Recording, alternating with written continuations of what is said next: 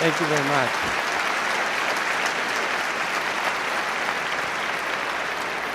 Thank you very much. It's a pleasure to be here tonight with all of you, and an honor to be here with all of you for this evening's performance put on by the Origins Project. I should say I'm Lawrence Krauss. I'm the director of the Origins Project, and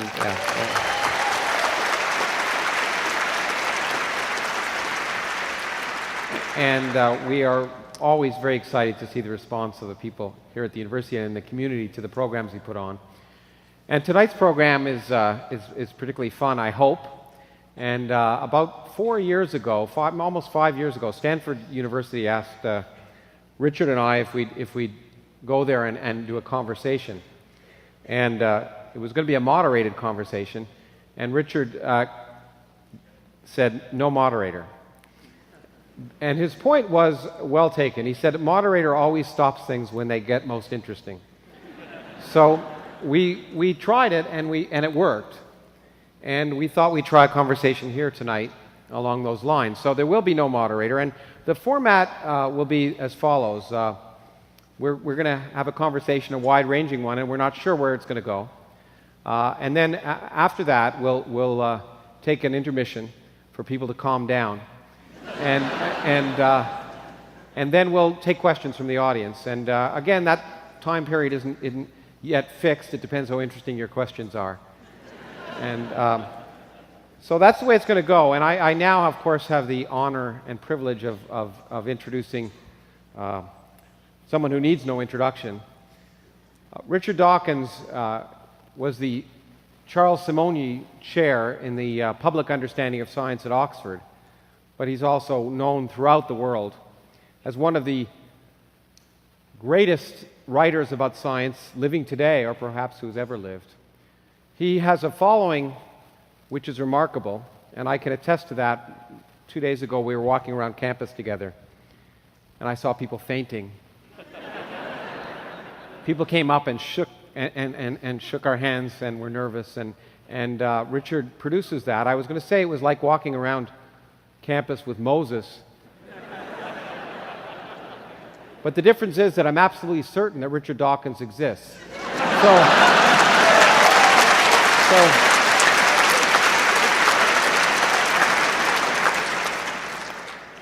I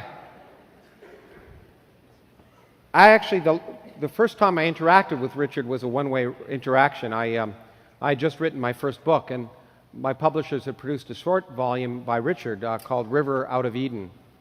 And I wrote my very first fan letter to Richard. He didn't reply.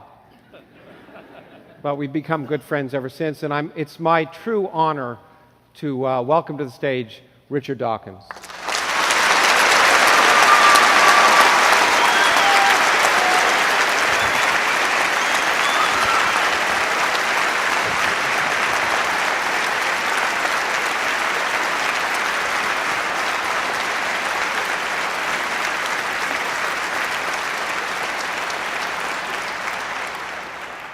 Thanks for coming, Richard, and I know everyone's here to see you, so that's okay. I've made some notes just in case, but we'll see where this goes. Now, the title for this evening is Something from Nothing, which sounds quite self-indulgent, since it's also the subtitle of my new book. But it's not completely for that reason. In fact, Something for Nothing goes, I think, and we think, beyond that. And I wanted to start, Richard, by asking you, sort of, in the context of evolution, what something from nothing means to you. Charles Darwin solved one of the greatest riddles that the human mind has ever solved, which is how you get something from nothing, in the sense of how you get the immense complexity and diversity and beauty and elegance of life, and perhaps above all, how you get the powerful illusion of design that life shows, starting not quite from nothing, but starting from extreme simplicity. So before Darwin came along, it would have been extremely hard to believe that you could possibly explain how you get a human brain, a human eye, a horse's leg, a swift's wing, how you could get such beautiful and apparently elegantly designed things by purely the laws of physics acting out over a very long time from very simple beginnings. So getting something from nothing, Charles Darwin gives us all confidence. Charles Darwin showed that what must have seemed the most difficult problem of getting something from nothing was soluble. He solved it, and his successors have been simply fleshing out his explanation ever since. But after Darwin, it's no longer possible for anybody, any reasonable person, to say, oh, I simply can't believe you could get something so complicated as that. So by the reasonable laws of person, you're physics. not talking about the Republican candidates then, I guess. Yeah. Okay.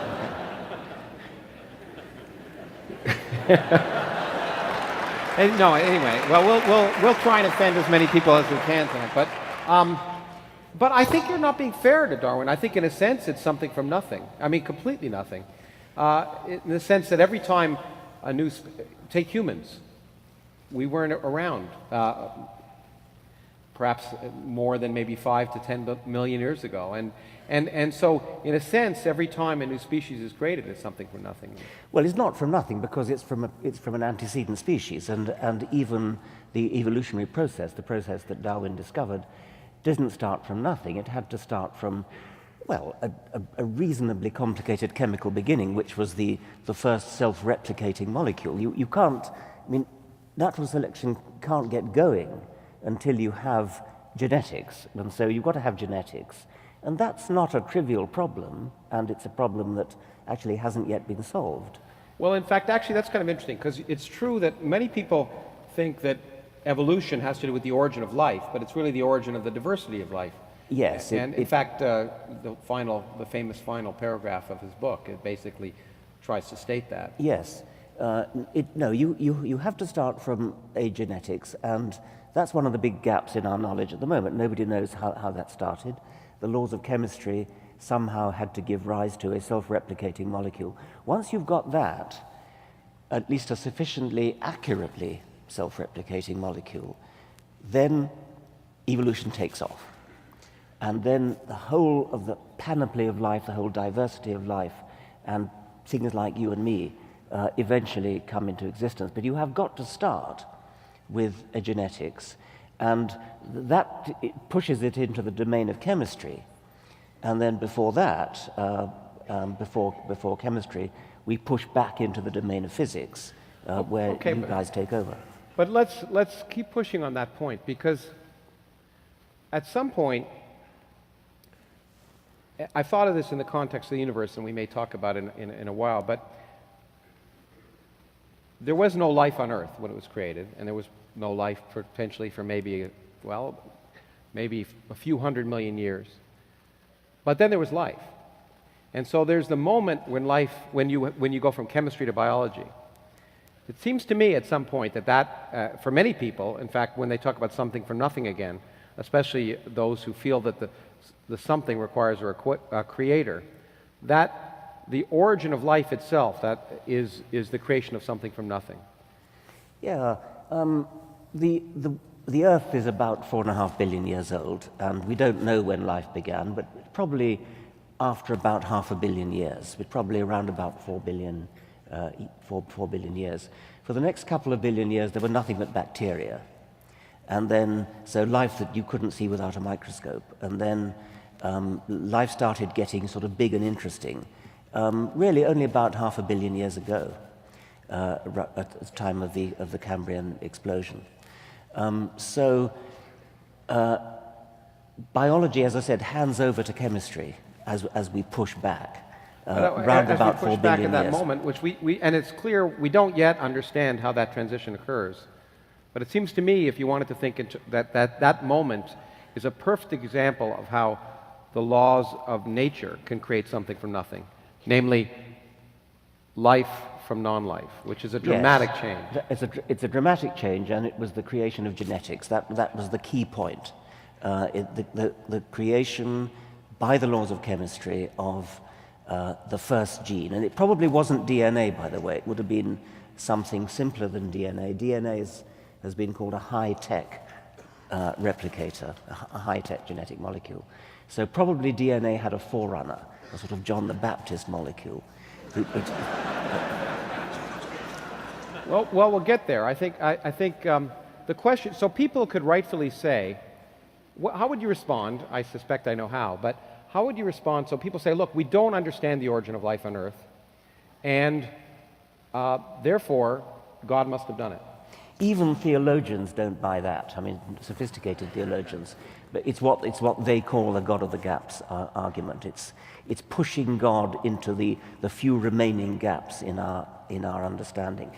Before Darwin came along, the whole of life was one big gap, one gigantic gap. And now we're pushed back to the origin of life, this chemical event, and that is a gap which will be filled. Even if it isn't filled, it would be bad logic, bad science, bad philosophy to say, oh, I don't understand it, therefore God did it. I mean, that's a pathetically bad piece of arguing. It's a lazy argument, certainly. It's a lazy argument. It doesn't even explain anything, of course, because it leaves open explaining where God came from. And so, I mean, the beauty of what Darwin did was to show how you can get godlike things, I mean, complicated things like human brains, how you could get godlike things starting from almost nothing. So to suddenly re-import a godlike thing at the beginning of the process is just a cowardly evasion of scientific responsibility. Okay, now let's see. How would you make it? We actually, last time you were here, it was for one of our workshops on the origins of life, where we actually began to talk about the chemistry that might be responsible for not producing DNA but RNA, which is thought to be the precursor. And we're getting very close. Do you think in your lifetime we'll understand we'll get the transition from organic chemistry to biology? I do think so. However, I would make what I think is quite an interesting point. I've made it before. It is possible that this event we're talking about, this chemical event, was an exceedingly improbable event. It's possible that since we think there are about 10 to the 22, you tell me, stars in the universe, some very, very high number of About that, yeah. And many of them probably have planets. If you want to believe, as some people do, that life on this planet is unique, if you want to believe that we're alone in the universe, then what many people don't realize if they believe that is that automatically commits you to the view that the origin of life was a quite staggeringly improbable event. That has to be true because the number of opportunities around the universe for life to have originated is so large. And what that would mean is that chemists who are trying to solve the riddle of the origin of life on this planet are totally and utterly wasting their time, because we don't want a plausible theory. What we're looking for is an implausible theory, if you want to believe that life originated only once. Well, I don't believe that. I don't believe that we're looking for an implausible theory, and that is tantamount to saying that I believe the universe is crawling with life. On the other hand, because that argument depends upon the sheer number of available planets, crawling with life could still mean there could be a billion independent origins of life, a billion islands of life out there, and yet they could be still incredibly rare, because a billion is a tiny number compared to the 10 to the 22. Yeah, that's one of the things, of course, that where cosmology comes in, that one of the things that, but it relates to evolution too, because the thing that makes evolution so difficult for many people to appreciate, from my experience and I'm sure from yours, is that life has been around for a long time, and a human time scale is very short, and it's very difficult to imagine such long time scale. So even if rare events happen in the evolution of life, with 4.5 billion years, there's lots of time for many rare events to happen. Similarly, in the universe, the thing that people don't realize is that rare events happen all the time because the universe is big and old. And the example I've used probably on this stage before, to me it's one of an amazing example of that is the reason we're here before life, the fact that as I've often written, that we're all stardust, that every atom in our body came from an exploding star, and the atoms in your left hand may have come from a different atom, from a different star than the atoms in your right hand, because during the Big Bang, the only elements that were made during the first moments of the Big Bang were hydrogen, helium and a little bit of lithium. And lithium may be important for some people in this audience, but the really important stuff, the carbon, nitrogen, oxygen, was made in stars. And the only way it can get into your bodies is if the stars were kind enough to die so you would be born.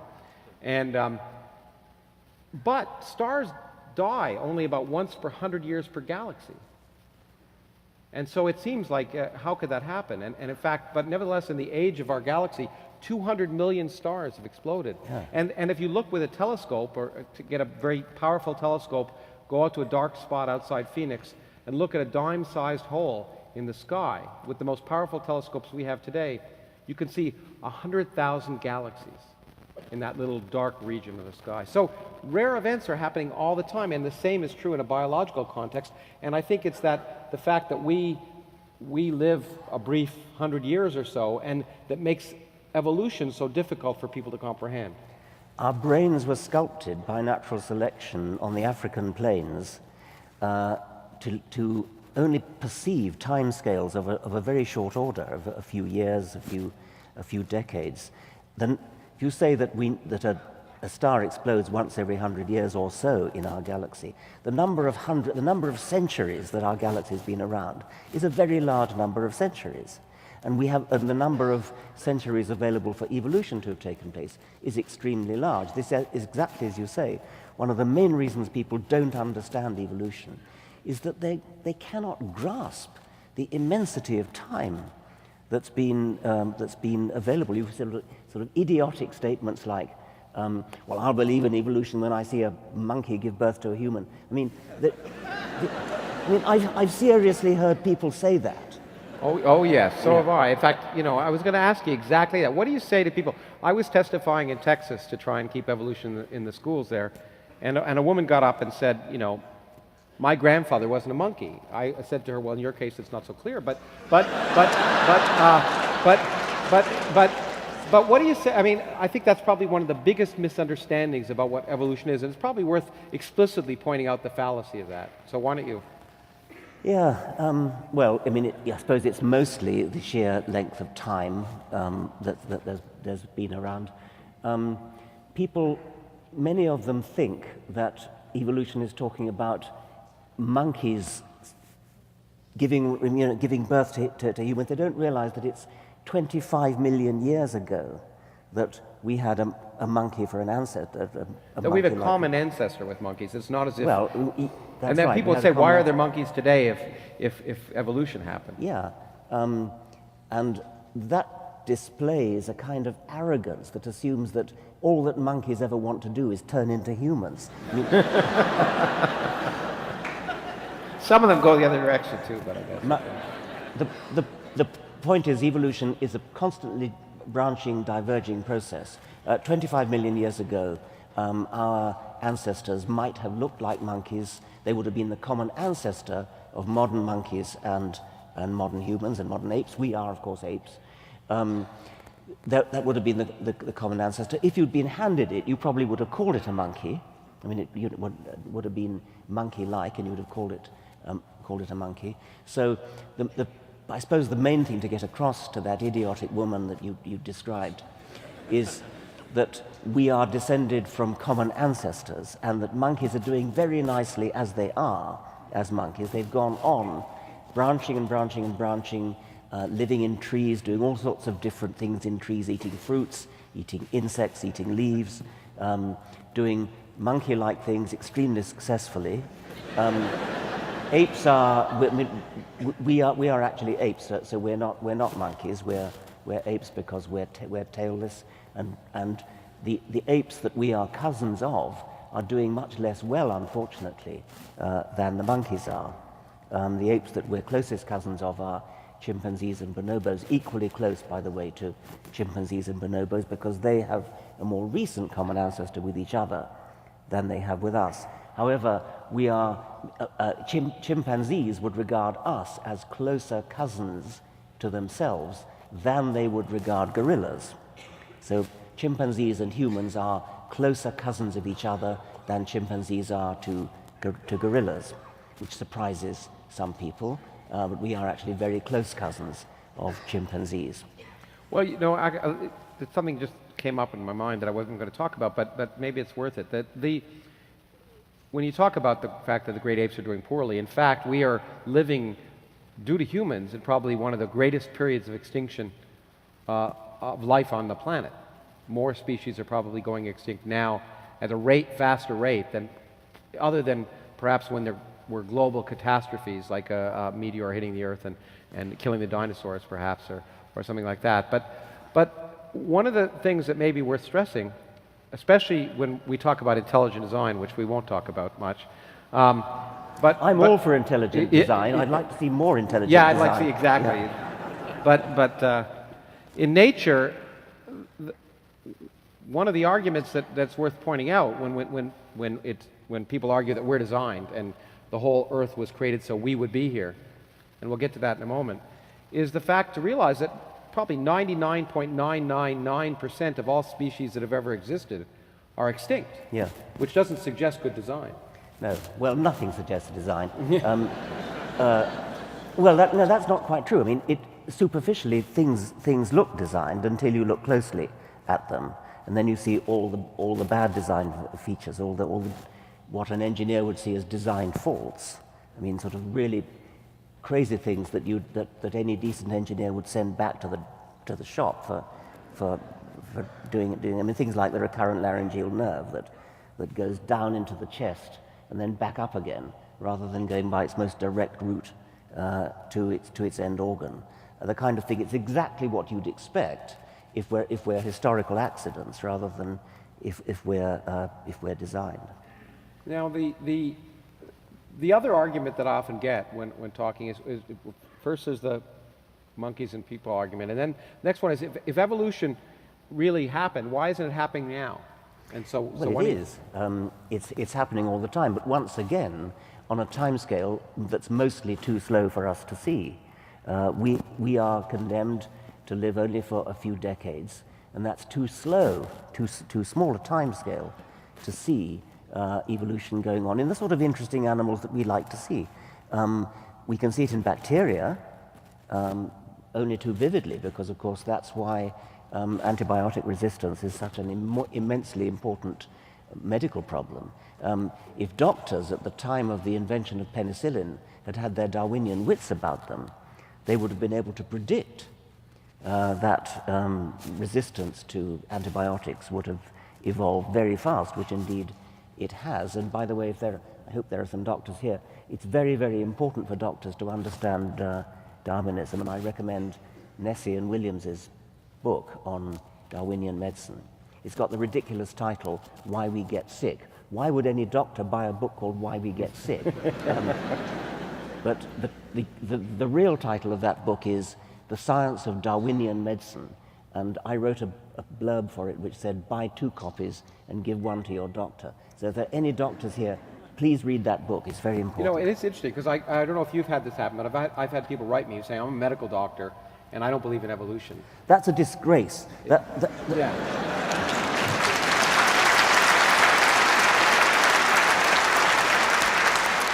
I'm not allowed to say that, because, especially in this country, one's private beliefs are supposed to be irrelevant. But I would walk out of a doctor's office and not consult him anymore if I heard that he said that, because what that doctor is saying is that he's a scientific ignoramus and a fool. We'll get back to that. And you don't want a doctor who's a fool. Yeah, or as we'll talk about, or politicians, as we'll get to in a bit. But in fact, in that regard, it's interesting to me at the same time how people can hold beliefs which are incompatible with other beliefs they have. And in some sense, everyone is a scientist, they just don't realize they are. And yet, when it's a time of crisis, that's when it's the case. The example I give is when George Bush was president, he said intelligent design should be taught alongside evolution so kids will know what the debate's all about. And it wasn't a stupid statement a priori. It was ignorant, because it was just didn't realize there's no debate. There's no debate. And that's fine. I don't mean ignorant in a pejorative sense. I just mean it wasn't aware. Ignorance is no crime. Yeah. You just don't want to consult a doctor who's ignorant. But what amazed me is that, in the same administration, when the avian flu, of course, was going to be a problem and mutating to humans, President Bush said, we've got to find out how long it takes before the avian flu will mutate into humans. And what amazed me is that no one in his administration, not a single person, said, you know, it's been designed to kill us, forget about it. Yeah. No, this kind of... It's a very good point. This kind of split brain business, which you've just been referring to, the most glaring example I know is actually more in your field than mine. I was told by the professor of astronomy at Oxford of a colleague of his who's an astronomer, an astrophysicist, who writes learned papers, mathematical papers, published in astronomical journals, mathematical papers, assuming that the universe is 13.7 billion years old. But he privately believed the universe is only 6,000 years old. And now, how can a man like that hold down a job in a university as an astrophysicist? And yet we are told, well, it's his private beliefs. You mustn't interfere with this man's private beliefs as long as he writes competent papers in astronomical journals. That's fine. As long as he doesn't, well, I mean, the key thing is, does he teach his private beliefs? Okay, let's hypothetically suppose that he teaches absolutely correctly that the universe is 13.7 billion years old. How could you want to take a class from a man who teaches one thing and believes something so many orders of magnitude different? It demonstrates, you're right. I mean, from my point of view, it would be an interesting question from a university tenure point of view, because it demonstrates clearly intellectual deficiency. And in fact, a scholarly deficiency, because if you can't tell, there's an inconsistency. And in fact, it's not just him. And I have people, in fact, you may not be aware, but you can go on YouTube and see one of our state senators talk about the fact that when radioactive waste disposal, and she says you have to keep it for a long time because the Earth is 6,000 years old. And when people say that to me, I not only get offended, but I call them hypocrites, because in fact they are. If they drive a car, if they use a toaster, if they take drugs, if they do anything that is modern society, the chemistry, the biology, the physics that makes those things possible is completely inconsistent with the 6,000-year-old Earth. So you cannot believe that and use a car or get in an airplane without calling yourself a hypocrite. And in fact, this person clearly, in my mind, you're absolutely right, is not competent to teach in a university. Yeah. I'd have to say. We'll get to astronomy in a bit, but before we get to the, we've talked about the sort of obvious problems that people have with evolution and some of the misconceptions, but let's jump ahead and talk about some forefront science, so we can do that this evening. What do you think is the most exciting sort of set of developments that are taking place in evolutionary biology, or I mean, we heard some of them at the meeting that we had, that you and I were at, and I know what excited me the most, but I wanted to Well, I mean, at that meeting which we had here, we were talking about the origin of life, and the questions like how much of what we know about life on this planet had to be true because there's only one way for life to be, and how much of it just happens to be true, and therefore, by implication, if you discover life elsewhere in the universe, it'll be different. So, for example, I would put my shirt on saying that there has to be a genetics of some sort. I put my shirt on the genetics having to be extremely high fidelity, which DNA is. But I wouldn't put my shirt on it being DNA. It's got to be something that's just as good as DNA. I think I might put my shirt on protein being the actual executive part of the equation. And I think I would put my shirt on protein not being the genetic molecule itself. Protein is very ill-suited to being a coding molecule, to transmitting information. So the separation between a genetic molecule and an executive molecule is probably something that all life has to have.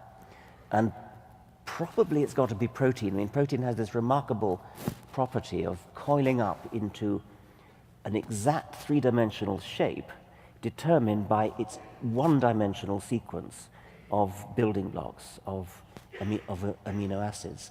But still, these are questions which biologists need to talk about. Could you imagine an alternative biochemistry which is different from ours? In fact, there were some at our meeting. People were trying to build genetic sequences with 6 sets of base pairs instead of 4. That's right. I mean, you could certainly imagine a different kind of genetic code, And before the genetic code was established as a triplet code, no less than the great Francis Crick played around with alternative genetic codes. And indeed, he found one that looked much more intelligently designed than the one we actually have.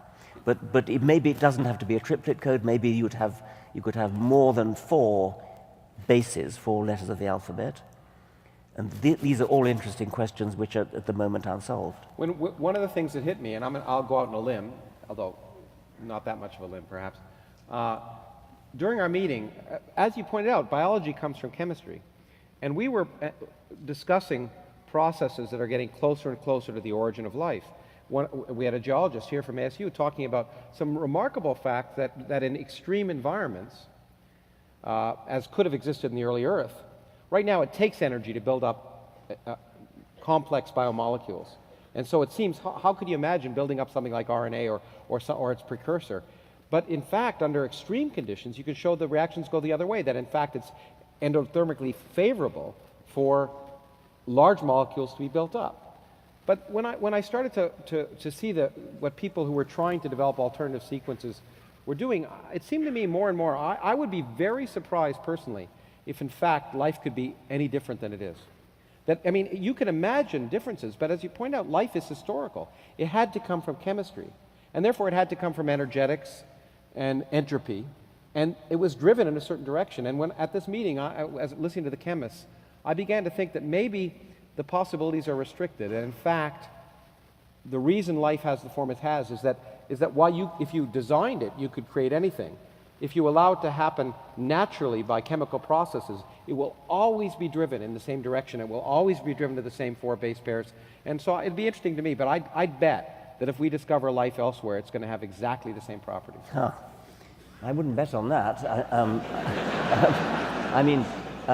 I would bet that it's going to have a genetics. The genetics will be digital. It won't. I don't know whether it has to be one-dimensional, like DNA and RNA are.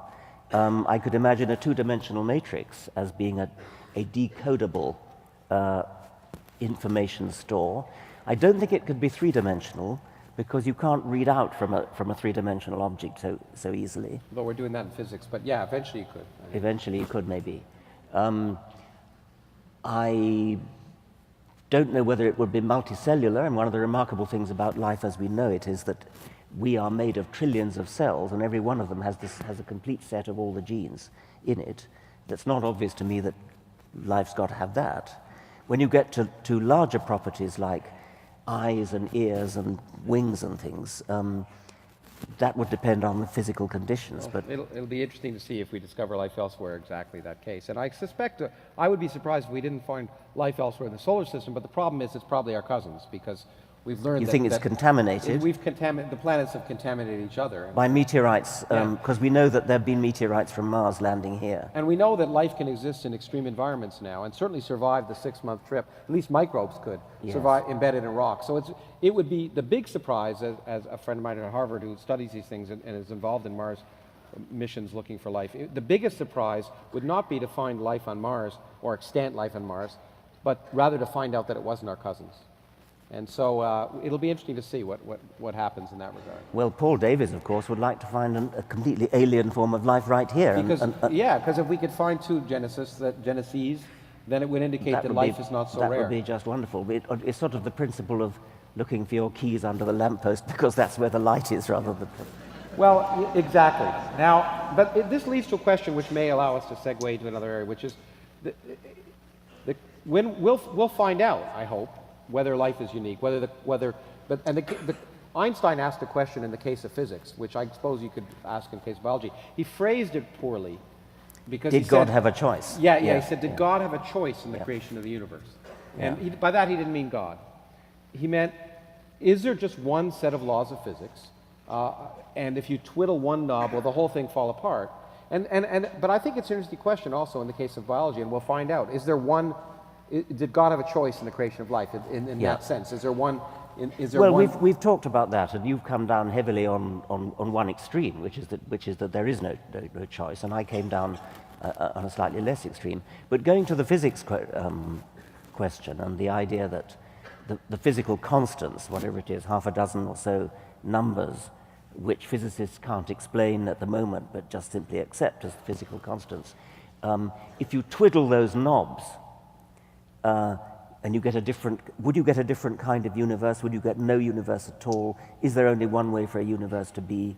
I mean, what's your view? Well, that is, in fact, I think the central question of physics. And sometimes the thing that drives me, and I suspect many of my colleagues who do particle physics or cosmology, the question is, I grew up, I became a scientist because I wanted to understand why the universe is the way it is, not why it should often be different. And therefore, the suspicion and the way science has worked for 400 years is that, since Newton at least, and Galileo probably before that, is that in fact, in order to understand what we see, there are unique sets of physical laws, and we would hope that we might ultimately understand the set of physical laws that explained everything, and that there would be a theory of everything. That was a hope, and it's still a hope in some sense. But in fact, it is looking more and more to many people, to many physicists, like that hope may be misplaced, that in fact, the laws of physics may be an environmental accident, and physics would become, God forbid, an environmental science. Because, and the reason is this one discovery, which is really the reason I wrote the new book in some sense, the most inexplicable discovery in the last century, the fact that empty space has energy. That if you take a region of space, get rid of all the particles and all the radiation, everything, that space weighs something. There's nothing there, but it has energy. And it's changed everything about the future of the universe and the present, and maybe we'll talk about it. But it is something that is so inexplicable that physicists have latched on a possible solution, which is very unpalatable to many of us, but may be true. Why does empty space have the energy it does? We don't have any idea. In fact, it flies in the face of all fundamental calculations we can perform. If we perform fundamental calculations, we predict a number that's 120 orders of magnitude wrong. It's the worst prediction in all of physics, so we never used to talk about it. But in fact, there may be another explanation, and that is if the energy of empty space were much bigger, see, if you put energy in empty space, it's gravitationally repulsive. It blows, it doesn't suck. Okay? And that means that it's causing the current expansion of the universe to speed up, which is unprecedented, was almost unbelievable. But that means, well, and we'll talk about what it means for the future, but if the energy were much greater, then the universe would have started speeding up much earlier. And in fact, it would have started speeding up before galaxies formed. And that gravitational repulsion would have caused matter to move apart before it could collapse into galaxies. And that means there'd be no galaxies. But if there are no galaxies, there'd be no stars. And if there are no stars, there'd be no planets. If there are no planets, there'd be no astronomers. And so the universe is the way it is because astronomers are here to measure it, is the argument. And it sounds funny, but it's actually maybe true. It's something called the anthropic principle. But if it's true, it means this fundamental constant in nature is an accident. And there may be many universes in which that number is different. But in those universes, there aren't people around or beings around, perhaps, to ask the question. So it addresses, in one of the fundamental aspects of the question, why is there something rather than nothing, is, if there were nothing, we wouldn't be here to ask the question. I've always been very attracted by the anthropic principle. I think it's elegant and neat. I know physicists hate it. But I think you probably, in order to make it explanatory, give it explanatory power, you do need to postulate lots of universes, don't you? You need to postulate universes, but you need to postulate more than just that. First of all, the anthropic principle, one of the things, it's often been proposed in physics, always when there's something inexplicable. And historically, at least, throughout the last century, there have been a number of times in the evolution of stars it looked like the parameters of physics had to be fine-tuned so you could make carbon and get beyond helium. And it looked like, well, that has to be fine-tuned, and maybe it's anthropic. Maybe it's just a number that if it were any different, we wouldn't be here. But every time that's happened, we've actually come up with a fundamental theory that explained it. Now, that doesn't mean it's going to happen this time. But the anthropic principle, in order to be predictive, you have to assume many universes. But you have to assume that you know the probability distribution for the parameters. Otherwise, you can't predict the likelihood that we'll be here. And you have to know which parameters are fixed by fundamental laws and which ones can vary, and we don't know that. And the other thing that it really assumes, which is really not at all clear, and it comes back to biology, is that we are typical. Because if we're not typical, it could be, we don't know the varieties of life that can exist. And it could be if the laws of nature were very different. You wouldn't form stars, you wouldn't form planets, but we don't know that you wouldn't form life. So you have to assume for the anthropic principle to be operational that we are typical of life forms in the universe, and that is an incredible assumption that I think is not at this point warranted. So that's my big problem with the anthropic principle, is that we don't know in any sense that we're typical. And in fact, I've argued to some of my colleagues that if you use that typicality argument, we'd be having this discussion underwater. Because most of the Earth is covered in water. And if you ask where should life, intelligent life naturally arise, it should be in water, because that's more probable. And so we're certainly not, at least the kind of life that can carry on this conversation doesn't exist in water. Whether there's intelligence in dolphins or others is something to be discovered. And so there are a lot of hidden assumptions, and the problem is it's hard to test them unless you have many different examples of life, or in some cases, unless you have many universes. And when it comes to cosmology, unlike potentially, well, with biology, we're suffering from the fact that we only know of life on Earth. And therefore, we make lots of speculations about the kind of life that might exist. In physics, in cosmology, we have a much bigger problem. We live in one universe. Well, most of us do. Again, except the Republican candidate. And that means we may forever have limits on our knowledge.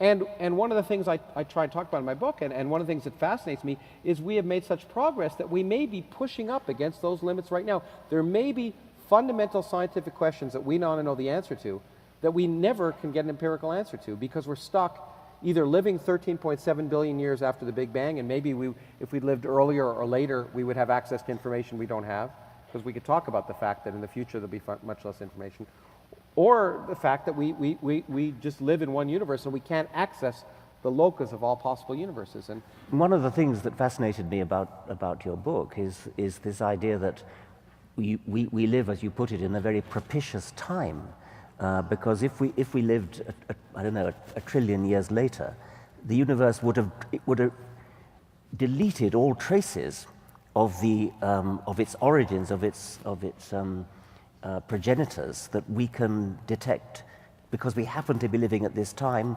when light can still reach us from other galaxies, whereas if we lived in a trillion years' time, the galaxies would have receded beyond the horizon where we could detect them.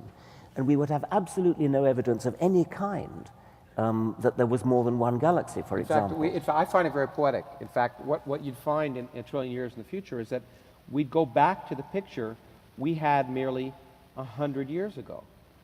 And that's one of the other reasons to write a book like this at this time, is that it is amazing. We're like the early map makers. It is amazing in a single human lifetime how much things have changed. It's hard to appreciate it. 85 years ago, 85 years ago, a single human lifetime easily, we knew of one galaxy in the universe. That was it. The conventional scientific wisdom was that our Milky Way was the entire universe. We now know there are 400 billion galaxies in the observable universe.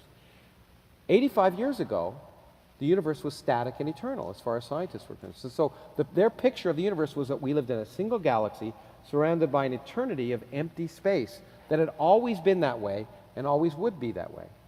And everything changed. Of course, we discovered the universe had a beginning, which had profound significance for science and for theology, as we may talk about.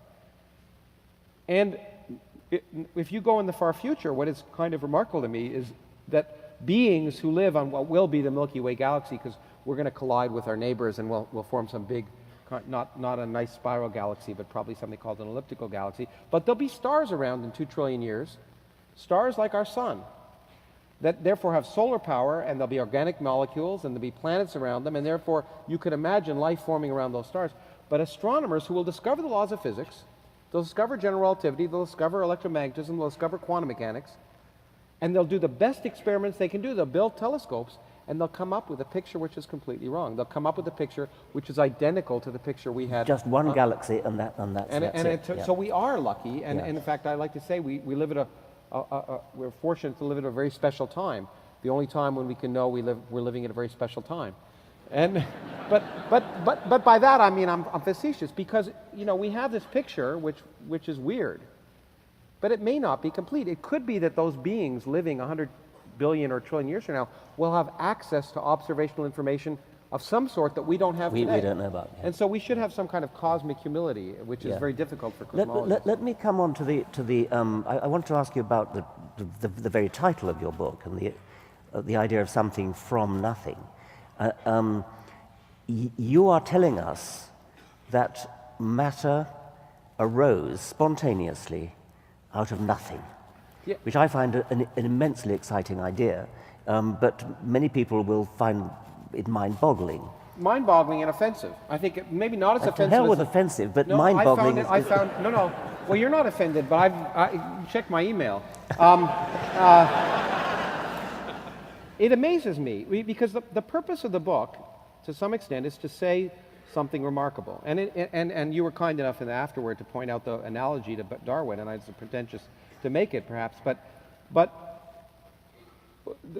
the physicist Steven Weinberg said, science doesn't make it impossible to believe in God. It just makes it possible to not believe in God. Because until you have science, everything's a miracle.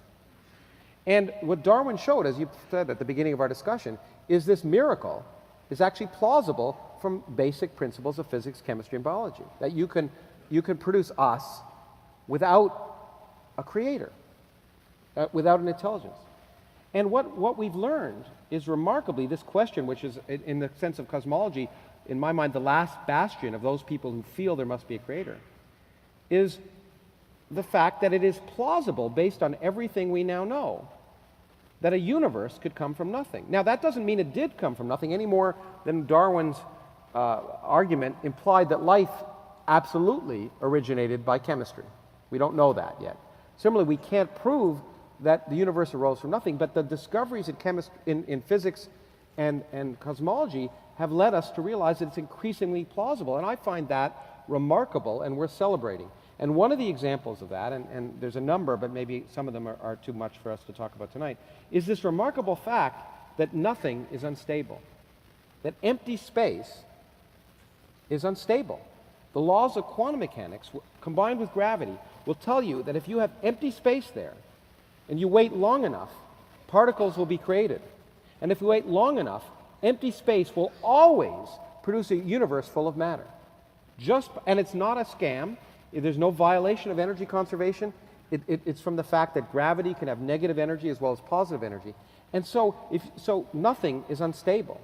And in fact, that's the first answer to why there's something rather than nothing, is that nothing's unstable. The big surprise would be if there was nothing.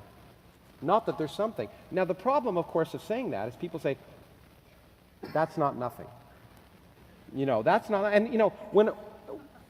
and it's an interesting problem, because when I've discussed this with theologians and philosophers, some of them, and you ask, what's nothing? And my argument is that these are scientific questions, not philosophical or theological ones.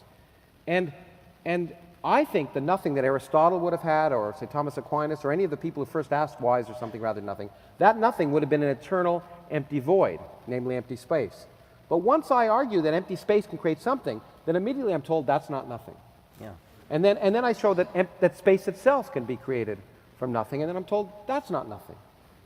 And then I say, well, and because there are still laws of physics. And then I argue that, in fact, the laws of physics, for the reasons we've discussed, the anthropic principle, there may be many universes, and it's quite likely that even the laws of physics themselves arose by accident when the universe was created. So even the laws aren't there. And I'm told that's not nothing. And the definition of theologians, I think, for nothing is that from which only God can create something. And I find that as sort of content-free, although I guess I think I say in the book that maybe I'm not fit to talk about nothing because theologians and philosophers are experts in nothing. But anyway, I've been accustomed to the idea that pushing back from biology into physics, you get back to a zone where we don't understand, and you get back to a zone where there's not nothing, but sort of a primeval simplicity. What I learned from your book, which I find stunningly exciting is that it is literally nothing. I mean, that's what really, and as you say, even the laws of physics And space, you can explain. I mean, space, you can create a universe where there's no space before. Yeah. So I do find that it's sort of mind-numbing in a way, because it's pushing the Darwinian dream to an extreme, which biologists couldn't have dreamed of. I think in a sense it is, and it's fascinating to me that we're beginning to get there, and I think that's worth sharing. We don't have the conclusions, and we don't have a dogmatic conclusion, and we'll get back to the fact that it amazes me, and I think you find the same thing, because I know what I've read about you, but by people who disagree with you, is if you say this is possible, then you're suddenly told that you're shrill and dogmatic. But we'll get there. But before we do, I mean, one of the things that we just talked about is how amazing the universe really is. And I want to turn back to you. We talked about my book, but you just wrote a book called The Magic of Reality, which is ostensibly supposed to be for children. I wanted, if you could talk about why you wrote it and why you think it's important. Well, any scientific book that's important is worth writing for children, because they're the future, and as is often said, the sort of natural born scientists in any case. So I'd always wanted to write a children's book, but actually I like to think that it's readable, it's understandable by adults as well. In fact, I would argue, yeah, I often say if the children understand, there's a possibility the adults don't understand it. But in fact, I wrote a blurb for the back of the book, and I really think actually, while it is in principle called a children's book, it actually addresses the very questions that not just children but adults ask. The kind, maybe you can indicate a few of the questions. I haven't attempted to answer these very profound questions we've been talking about, which belong in the field of modern physics, 20th century, 21st century physics. I haven't tackled that at all.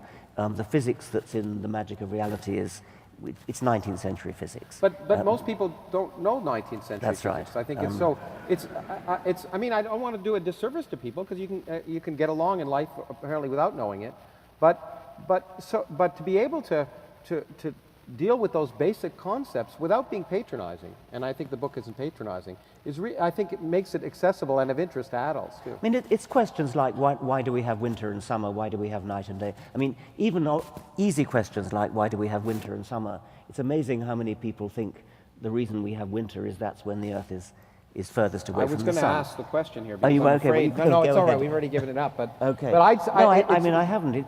It's just if there are any Australians present, they would. They would know the difference. Yeah. In fact, studies have been shown if you ask that question, the majority of people will say, in summer the Earth is closer to the sun than in winter.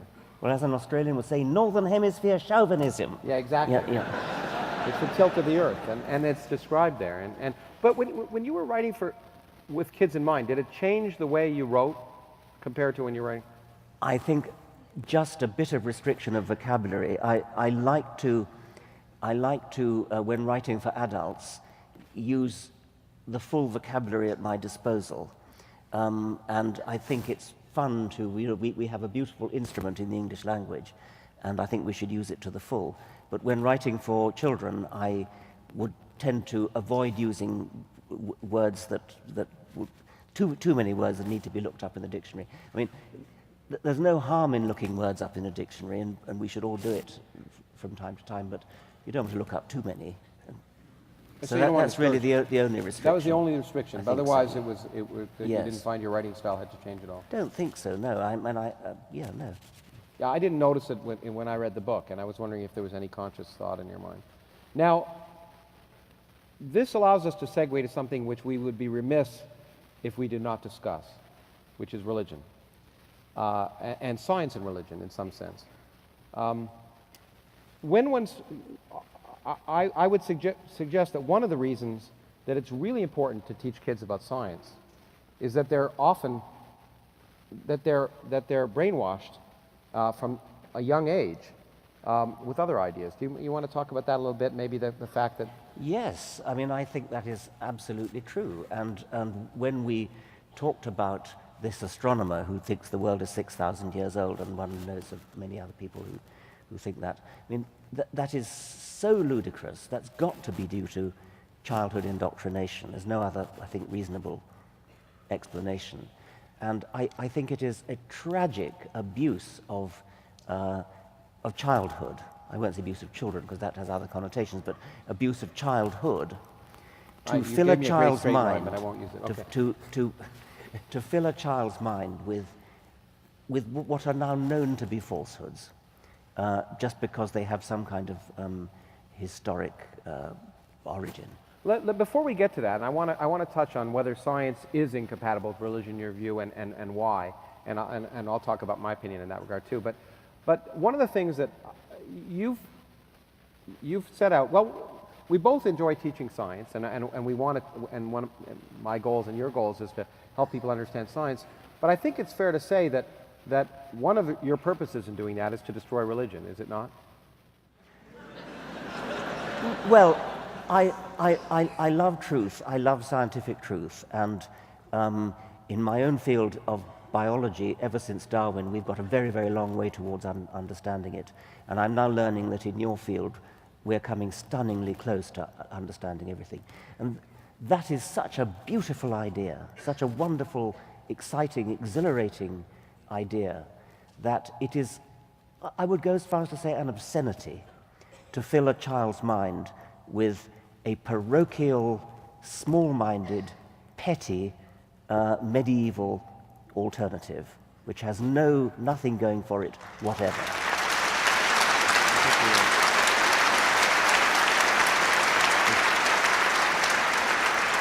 It sounds like we're preaching to the converted, but I bet in the question period we'll find we're not. What was that quote from Stephen Weinberg that you That just... science doesn't make it impossible to believe in God, it just makes it possible to not believe. Yeah, I think that's too weak. In the following sense, that it doesn't just make God redundant, it doesn't just give God nothing to do, which it certainly does. I mean, biology, ever since Darwin, has left God nothing to do. And it now sounds as though physics is doing the same thing. But a God who has nothing to do is still a complex, improbable entity of exactly the kind that we spent our lives explaining.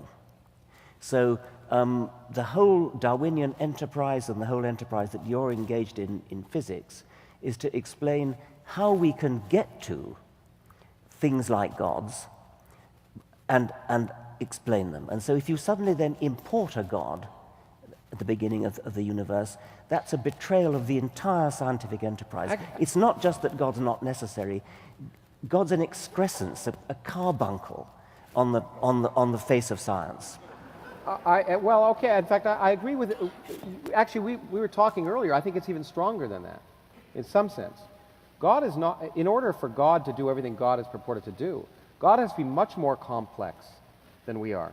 In fact, you're imagining a being of incredible complexity, in fact, in religion, unfathomable complexity, and you're just positing it by fiat. But you're saying that the complexity of the regular complexity that you or I can't be made by natural processes, and you're postulating that the pre-existence of something that's far more complex than we are. Precisely. I mean, that's exactly right. And not only does God have to be a master physicist and so on, he's got to be in telepathic communication with everybody praying to him. He's got to know all our sins. He's got to forgive us if he feels like it. He's got to cure people of cancer if he's asked to. I mean, all those sorts of things which are simply adding to the problem. So I think the Weinberg quote that you gave is just too weak. I think we can say positively. Well, I think at the same time, and I think one has to be careful. But even here, and I should say that our views have come together a lot more. If you listened to us 5 years ago, we were more divergent, I think. And I like to think I've convinced you, but no. But that it's worked both ways. I can definitely attest. But one can say, I think it's important to say that we cannot, and I try and say in the book that I can't prove that there's no intelligence governing the universe at some vague level, in a deistic level, or even a theistic level, where you say, well, maybe there is some intelligence that caused it all to happen. I can't prove that. What I can say is there's absolutely no evidence of that. That I can say as a scientist. But I can't really say that I can prove, therefore, by lack of evidence, you can't prove it in the negative. But nevertheless, that's not the same as saying, people say, well, therefore, God can't disprove the existence of God. But that kind of God has nothing to do with the God of Judaism or Christianity or Islam. It's a personal God, has nothing to do with that. It's a giant leap of illogic to go from that kind of God to a God that cares about us. And so I'm always amazed that people, even in the case of cosmology, saying, well, there's room for God at the beginning of the universe, somehow say that that must mean that Jesus Christ died for our sins. I mean, yeah, yes, right. there's no logical connection between those two. And no, but I mean, I've been caught out with this before. I've said something similar to what you've said, and I've said, well, of course, maybe there could be a deistic God, but that's very, very different from the God of the Christians or the Jews. And I've been pounced on later. Dawkins believes in a deistic God, and that's really happened to me. And so I want to reiterate what I said about the Weinberg quote. Not only you cannot, of course, disprove a deistic God any more than you could disprove leprechauns and hobgoblins and things. But you can say something much stronger than that, which is that even a deistic God would still have to be exactly the kind of thing that we've spent our lives explaining and have gone a long way towards succeeding. Intelligence, whether it's godlike or anything else, intelligence comes late in the universe. Intelligence comes at the end of a long process of evolution. The end, unless we're the end. No, I didn't mean the end. Intelligence comes after a long period of development, of evolution, starting from literally nothing, as we've now learned, and then chemistry takes over, biology takes over. And so there may be in the universe godlike beings. There probably are life forms which are so much more advanced than us that if we were to meet them, we would fall to our knees and worship them. But they would still be the product of a process, explicable process, of evolutionary development. They would not be gods in the sense of having created the laws of physics or created the universe or created life or something of that sort. Okay, and I think, that's true, and there's another stronger thing I think one could say. When people ask me if I'm an atheist, as a scientist, you're not certain of anything. There are things that are probable and things that are improbable. And what you can do is you can say, I can say, looking at the universe, that I can't say that there's no God, but I can say the universe looks just like a universe that would be created without one. And moreover, that just like I can't say, using Bertrand Russell's famous analogy of a China teapot, I can't prove that there's no teapot orbiting Jupiter. But what I can say is extremely improbable. And so what I can say about the universe is that I can't say that there isn't a God, but I can say that everything we know makes it, for me, as a scientist, extremely improbable. And so that doesn't, you may say that doesn't make me an atheist, but in fact, I would argue that I'm not. Our dear friend, our late friend, Christopher Hitchens, who was a friend of both of ours and a wonderful man, I would call myself what he said. I'm an anti-theist. Namely, I can't prove that there's no God. I just wouldn't want to live in a universe with one. And so that's my.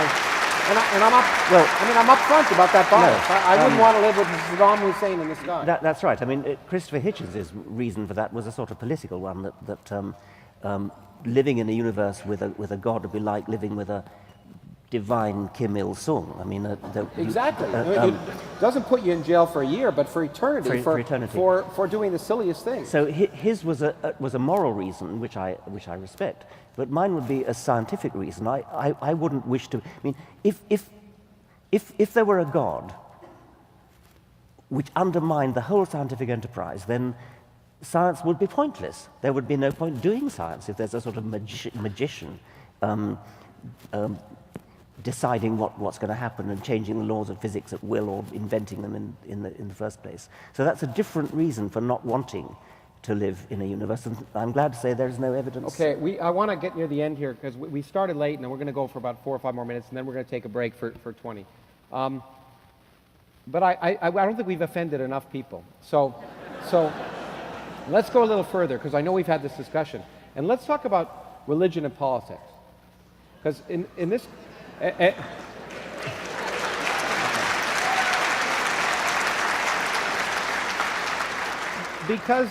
Because you said something to me which I think is going to shock a lot of people here, and I think it's worth discussing.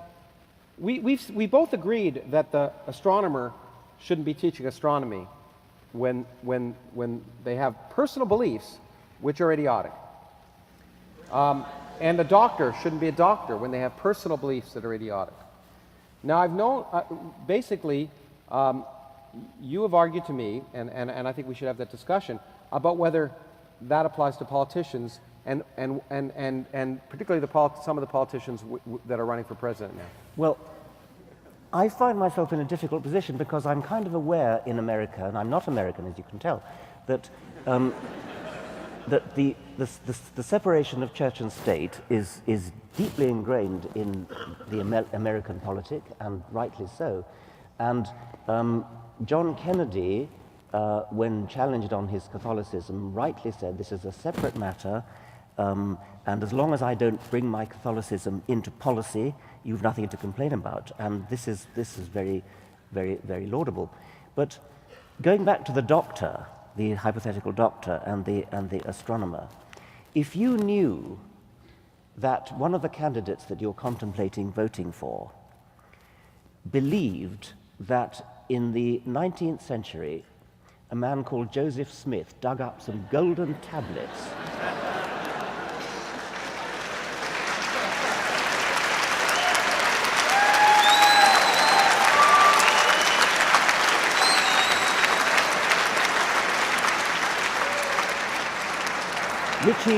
which he translated and then conveniently lost,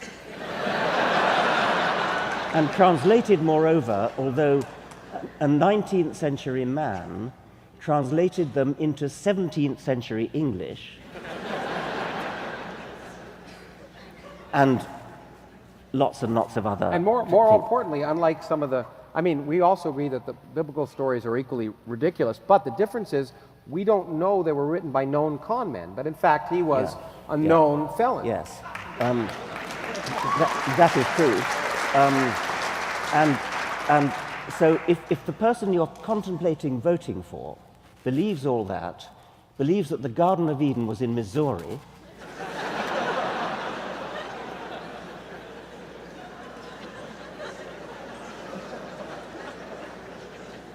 believes that Native Americans are the lost 10 tribes of Israel, believes that Jesus visited North America. I mean, these beliefs are barking mad.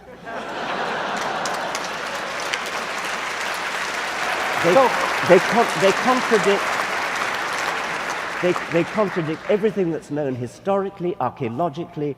They contradict science. They contradict history. Now, is it a fair defense for such a candidate to say, oh, well, don't worry, I won't let my beliefs interfere with my policies?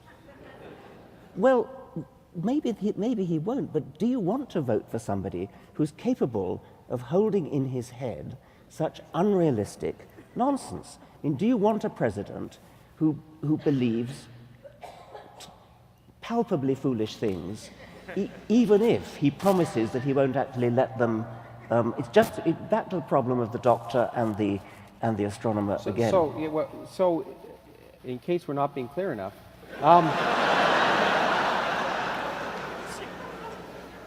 is religion fair game when journalists question the president? That's the point.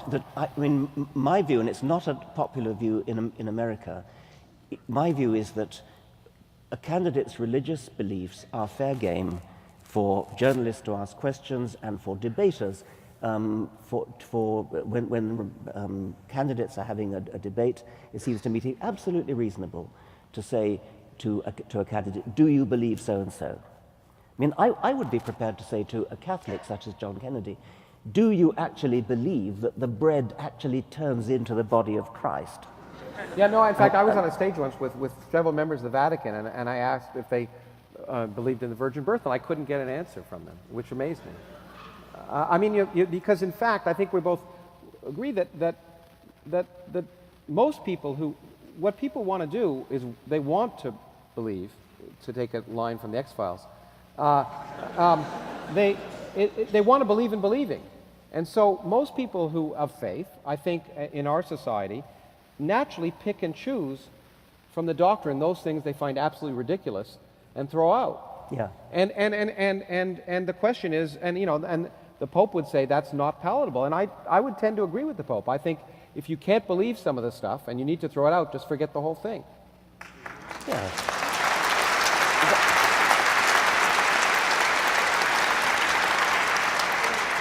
That would be my view, and I suspect that well, there are 535 members of the U.S. Congress, and one has said that he doesn't believe in a supreme being. That's statistically not possible. I mean, a fair number of those members of Congress presumably have had some sort of education. I mean, it's not obvious. Not all, but a good number. I mean, there have got to be a very substantial number of atheistic members of the United States Congress. Probably more than a couple of hundred would be my guess. And yet they cannot admit it. So in order to get elected, you have got to lie about your beliefs. And I think that's right, and I think it's good to call them on it in one sense. I disagree with you slightly, maybe because I spent a lot more time in this country. And I would say, another friend of mine, Noam Chomsky, who I asked about this, said, I don't care what people believe, it's what they do that's important. And to some extent I agree, but my point is, if people don't hold the religion on their sleeve, so it's obviously not relevant, like Lincoln, say, then it's not relevant to them, then it's not relevant, then it's not in the public domain, and journalists needn't ask questions about it. But if they do hold the religion on their sleeve, then it becomes in the public domain, and it becomes appropriate for journalists to bring it up. So because then it's an action. They're saying, elect me because I'm a person of faith, not because I believe that we need to improve the economy or this or that. So that becomes their action in the process of an election, and then it becomes a legitimate target, in my opinion, for journalists, and they shouldn't show a mercy. No, I mean, I think that's almost obvious, but I'm really coming back to the nub of the question, which is that even if they don't take any action based upon it, I mean, would you, going back to the doctor, an extreme example which I actually published on a blog somewhere, was a hypothetical doctor who doesn't believe in the sex theory of reproduction, believes in the stork theory of reproduction. I thought I was pushing to the limit. I assumed that everybody would agree with me, at least here, that you would not wish to consult such a doctor. Not a bit of it. I was kicked around the room on this American blog. The doctor's private beliefs are his private beliefs. They're no business of yours. So long as he can take your appendix out, whatever he has to do, then it doesn't matter that he doesn't believe in sex. He believes in the stork theory. That's where we're disagreeing, because... Well, I guess but the stork theory is relevant to his career as a doctor. Well, I'd have to say, make him an eye doctor then. No, but I'd have to say, for a politician, if I think there are rights to privacy. I think if someone believes that it's okay for them to have sex with animals, I shouldn't ask that question as long as they don't make it a campaign platform. And so I happen to think that there is some right to privacy in the sense that if you don't wear it on your sleeve, and these candidates do wear it on the sleeve, including, by the way, Obama, who was just talking about poverty because of Jesus the other day. And I think once you bring that up, then it becomes fair game. Now, let's end with, because you pointed out that there's one member of Congress, and I didn't know there were that many, who argues that he doesn't believe in a supreme being. I just wrote an article of a study that's been done by a group of psychologists in Canada and the United States. It's just been published. That asks what groups people distrust. And it turns out the group that is distrusted the most are atheists. Well, they're not quite the most. They're on par with rapists. And I wonder if you could comment. Well, that seems to me to be an adequate explanation for why so many members of the United States Congress are obviously lying about their private beliefs. I mean, if you're on a par with rapists, then it doesn't seem to stop so, them from Congress people, but anyway. I suspect that we've already had in this country quite a number of atheist presidents. I suspect. Thomas Jefferson probably was, in a way. Yes, well, in the 18th century, that was before Darwin, it was a little bit harder. Yeah. But it wouldn't surprise me in the least if Kennedy was an atheist. It wouldn't surprise me if Clinton was an atheist. It wouldn't surprise me if Obama's an atheist. But you cannot admit it, or you simply don't get elected. I would like to start a campaign for what are they called, lame duck presidents and senators and people to say, okay, I'm not standing for election anymore. I'm an atheist. I've been an atheist all along. Well,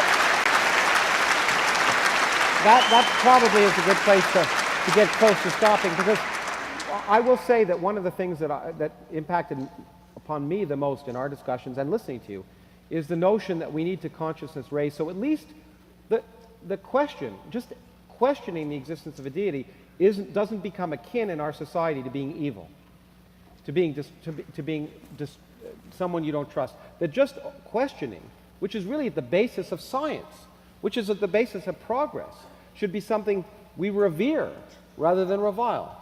And so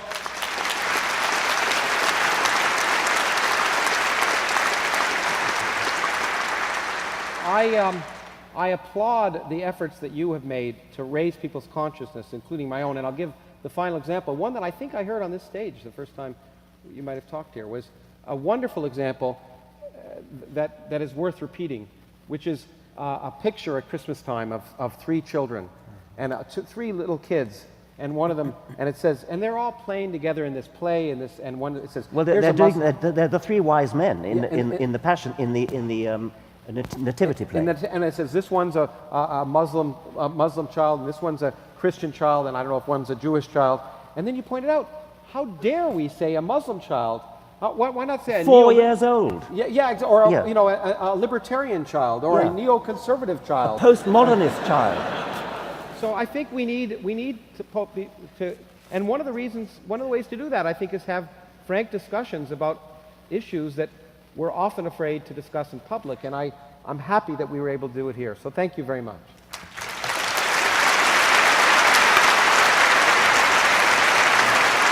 We'll go for a wrap.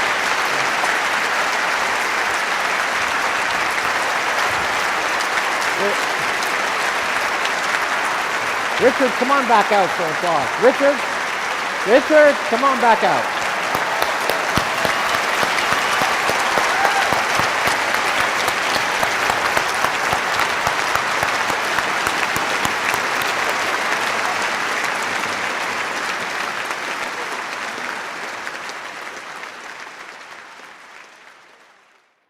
Yeah, my name is Dr. Ron Woodworth. I finished my graduate studies here at Arizona State University. I did my doctorate in religious studies at Trinity Seminary.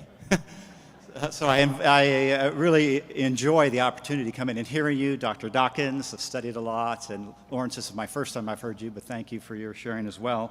My main argument or critique... You have a question? Yes, this is it, and it's based upon my main critique. Okay.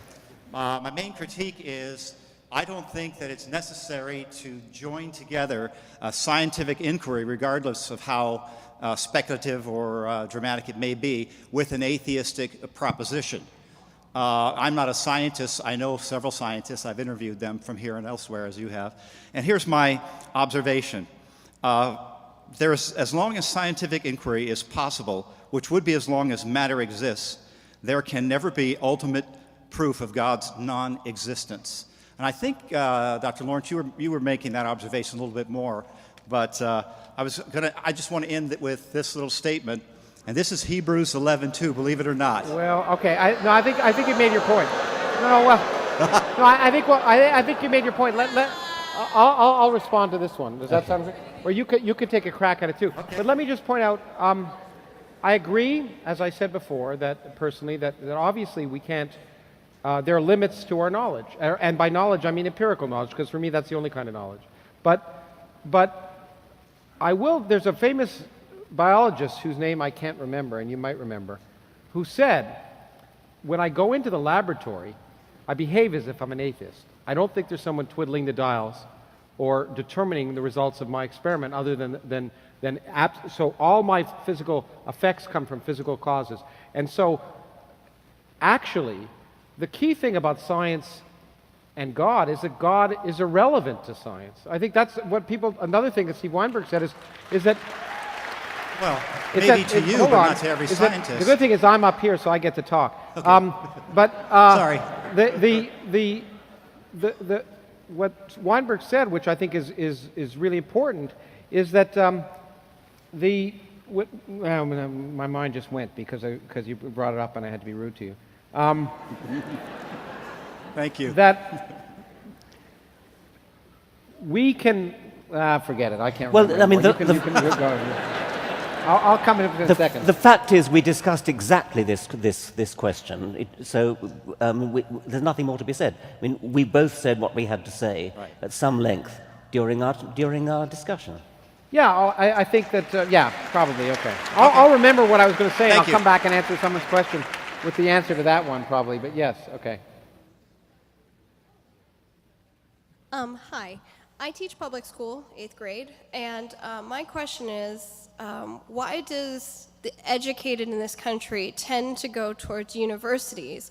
And then we have this sort of glut of people who are doing something great, like, physics or biology, and not so many people who can get the good word out there and have people know about science. So what can we do to address that problem? Which problem? All of them. I mean, there are a lot of there are tremendous. One way we can address problems, and I think we're both interested in this, and I will say the Origins Project is particularly interested in this. Is part of the problem of science education is the fact that the people who are teaching science aren't comfortable with science. That in this country, over 80% of middle school science teachers don't have science backgrounds, and that means that they're uncomfortable. I've seen it happen when my own daughter was in school, that her teacher was uncomfortable talking about basic properties of nature, and that lack of comfort goes across to the students. So we have to do a better job training teachers and also encouraging people who have science backgrounds to go into teaching. And that may mean, in my opinion, doing some things that are not particularly popular, like maybe paying science teachers more.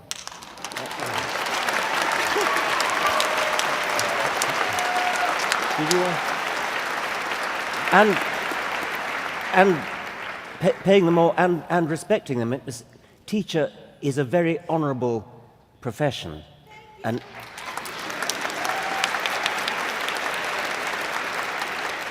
so qualified scientists who've done a university degree, done a PhD in science, should consider teaching as one of the best things they could possibly do with their science degree. Absolutely, and we will, as long as we're here, we're going to do what we can to. And there's a big program here at ASU to put an advertisement to try and in fact improve the teaching of training of science teachers and to encourage kids to go into science teaching, and it's of vital importance. I do remember what I was going to say, but I'll repeat it later. When you were talking about the possibility of life that is not on this planet, life, what do you think about the possibilities of life that is either not carbon-based or not in sacks of water? That is at a chemical level very, very different from terrestrial life. I didn't hear it, I'm sorry. What she's saying, what about the possibility of life that basically is not chemistry? Or not necessarily not chemical, but not sharing elements of biochemistry with the life we're familiar with, either not based in carbon or not Yeah. floating around in water. I mean, I'm fascinated by the possibility, and we were discussing this, the possibility that a form of life might exist which is entirely different. And whenever I meet chemists, I try to persuade them to speculate about possible alternative biochemistries. I mean, could you even imagine a non-carbon-based life form, for example? And you think about what's special about carbon, its capacity to form long chains, loops. I think there's one other element that has that. Silicon has that property. Could you imagine a silicon-based life? Well, I certainly can imagine a silicon-based life, but that would be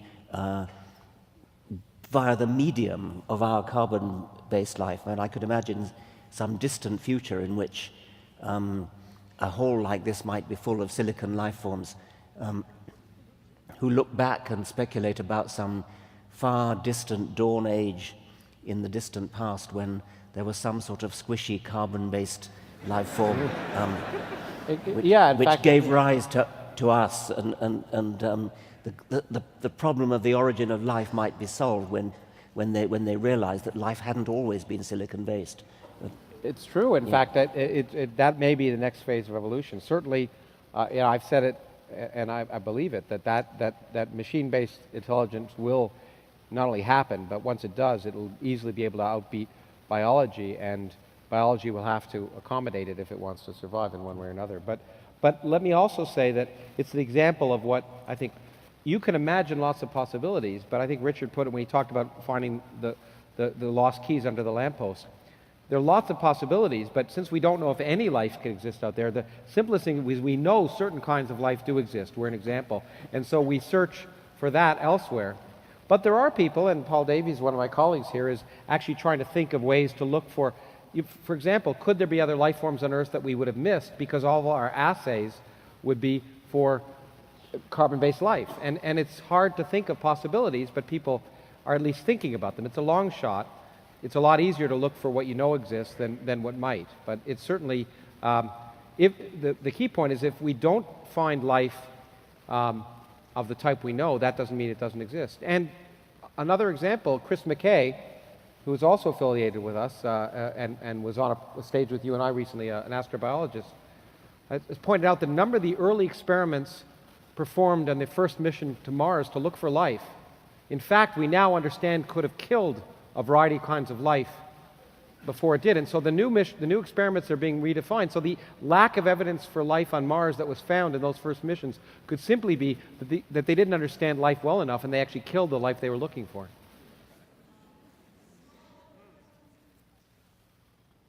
Yes, you mentioned the fact that you might be preaching to the choir or the converted in your discussion earlier regarding several of the ideas.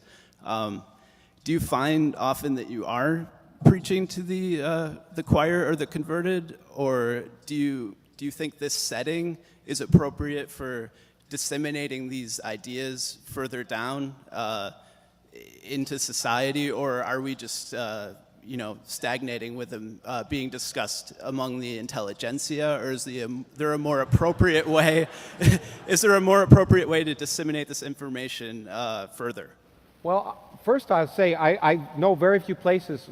I'm always proud that we can get 3,000 people from Phoenix to come to these things. So, but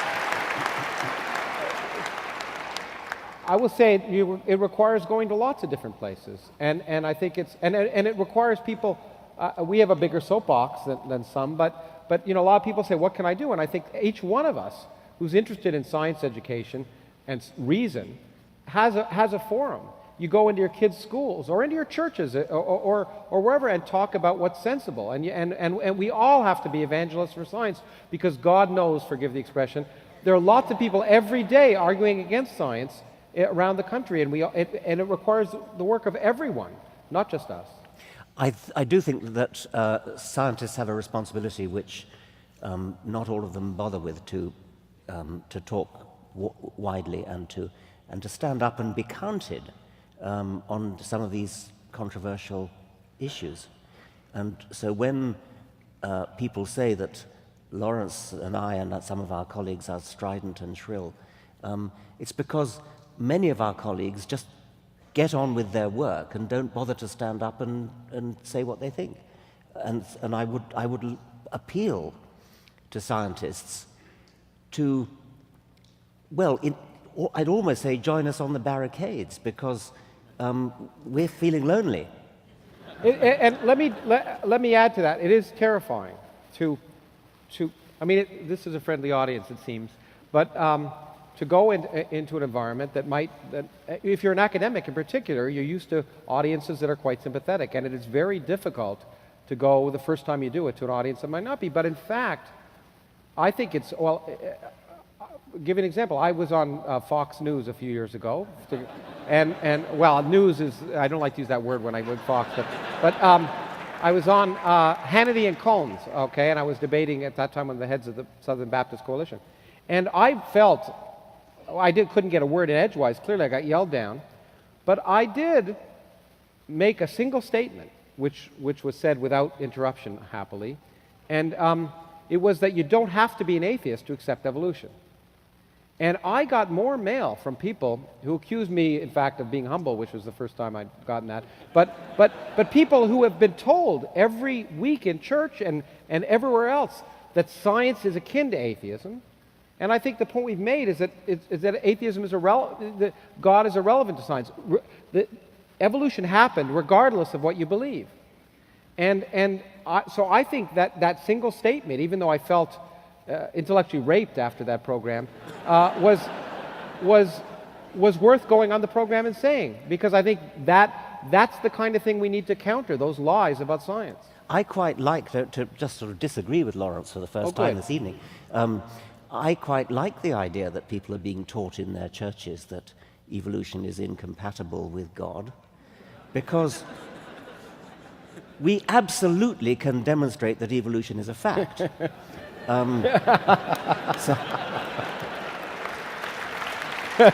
point. Good point. I'll take that one. That's good.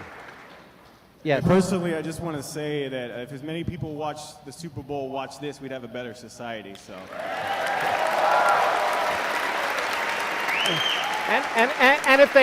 And if they paid as much for our commercials, then it'd be a much You're better. right. You're absolutely right. My name is Ben Fama Jr. I'm a student documentary filmmaker. I'm making a film called A Virus Called Fear. And briefly, I was wondering if you can give me an input on how we went from having rational fear to like not get eaten by tigers and bears, and how we came to irrational fears like politics and religion. Did you hear that? I didn't hear. The problem is the loudspeakers are facing the audience. Should I speak a little bit louder? Can you hear me? No, not louder, slower. Okay, I'm sorry. I'm from Las Vegas. Everything's really fast. There's an echo here, that's all. I was wondering if briefly you can talk about fear and how it was a biological safety net for us to not get eaten by tigers, and how you feel that it evolved to irrational fears like politics and religion. Okay, that's a very interesting thought. Certainly, fear would be a very valuable biological mechanism, because our ancestors would have lived perilous lives. They'd have been frightened of predators, lions, saber-tooths, no, probably not saber-tooths, and leopards. They would have had disease would have swooped without warning, without explanation, so they would naturally have tried to think of ways to avoid these terrible dangers. In the case of disease, which before modern science was completely unpredictable, unknowable, one would naturally fall into superstitious habits. I scratched my left ear, and something terrible happened. So maybe I should make sure I don't scratch my left ear again. These are superstitious responses, and when you're living in a world of ignorance, then if you're governed by fear, you could very well make up superstitions. Pigeons do it in Skinner boxes. Skinner himself did a very interesting experiment in which he put pigeons in a Skinner box is a a cage in which if the pigeon does something like peck a key, it gets a reward, and pigeons readily learn to do that. Skinner put his pigeons in Skinner boxes where absolutely nothing that the pigeon did had any effect whatever, but nevertheless, at random, rewards were delivered, okay? Which is sort of like our ancestors' world. And then, if he came back after a few hours and saw half a dozen pigeons under this regime, one pigeon would be preening under its left wing, another would be turning round in circles, another would be scratching the ground, another would be wiping its head on the ground, and another would be facing into the bottom left-hand corner. Each pigeon had superstitiously done something, accidentally been rewarded because that's when the mechanism produced the food, and carried on doing it. And so each pigeon became a kind of maniac for doing a particular ritual, which is exactly like one tribe sacrifices a goat in order to make the rains come. Another tribe gets down on its knees and faces Mecca and prays 5 times a day, whatever it is. Each tribe develops its own superstition in order to get rewarded, and of course in order to avoid being punished, in order to avoid the fearful consequences of random events which they had no control over. Nowadays, increasingly, we understand where danger comes from, we know where disease comes from, we don't know exactly, but approximately. We know how to control our world to an increasing extent, so we can afford to throw away those superstitions. Unfortunately, enormous numbers of us, the great majority of people on this planet, have failed to wean themselves off these primitive superstitions. Let me just add one thing, because this was a difference. Well, I'm happy to applaud that, in fact. But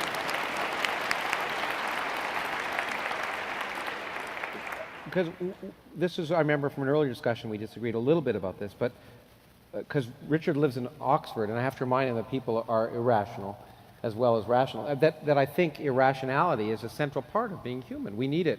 Each of us every day has to believe 10 impossible things before breakfast. To get up, you have to believe you love your wife, or you like your job, or whatever it is, and it's, you know, and you're lying to yourself half the time, but we need it to get through life, and I think it's just, I do think there is probably an evolutionary basis of that at some level. To face with a universe that doesn't care about your existence, you often have to invent realities just to motivate yourself to go on living. Robert Trivers, the distinguished evolutionary biologist, has just produced a book on self-deception and the evolutionary benefits of self-deception. I can't remember the title because it's one of those many books where the title is different in Britain and America, which is a scandal, by the way. That should never be allowed. I have actually, on occasion, bought the same book twice.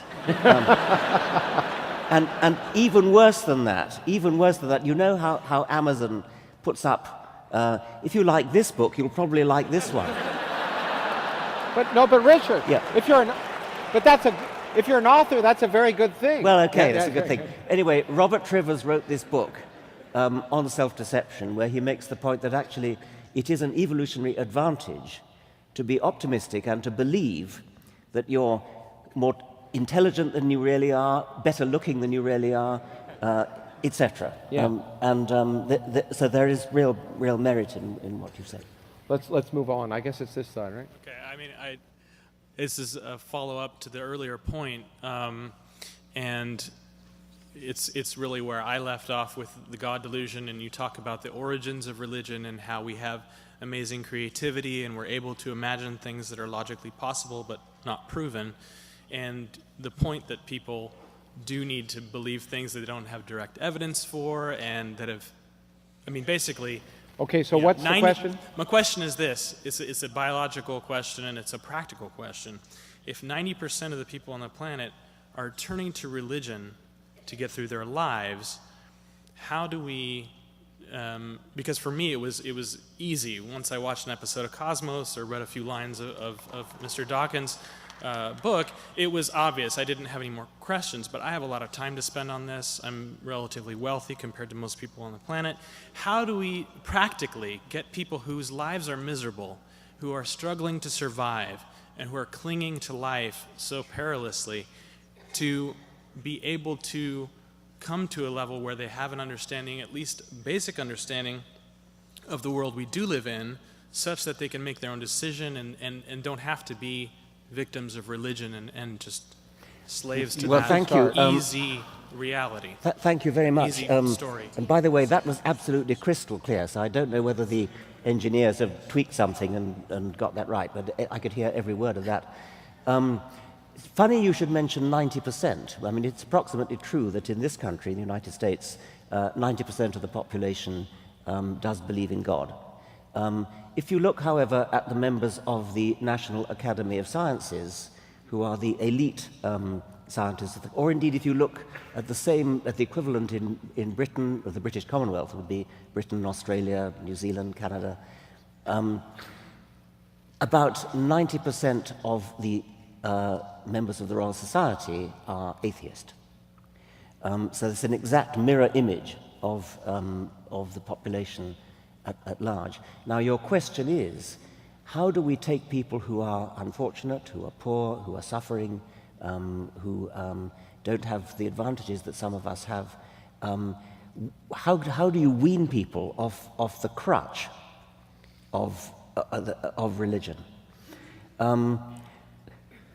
Note that it's completely illogical to say that because something is comforting and reassuring and consoling, that makes it true. It's an astonishing fact that people will, many people will say, oh, I believe so-and-so because it would be intolerable if it were not so. I believe so-and-so, I believe in God because I couldn't bear, rather like you said about wanting to live in a universe that has a God in it. But if he showed up, I'd believe in him. Yeah, Okay. sure. People will say,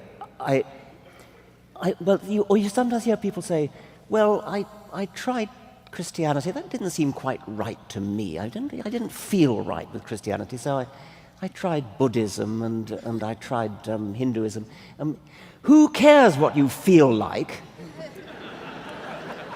Who cares what feels good? Who cares what makes you feel comforted? Who cares what helps you sleep at nights?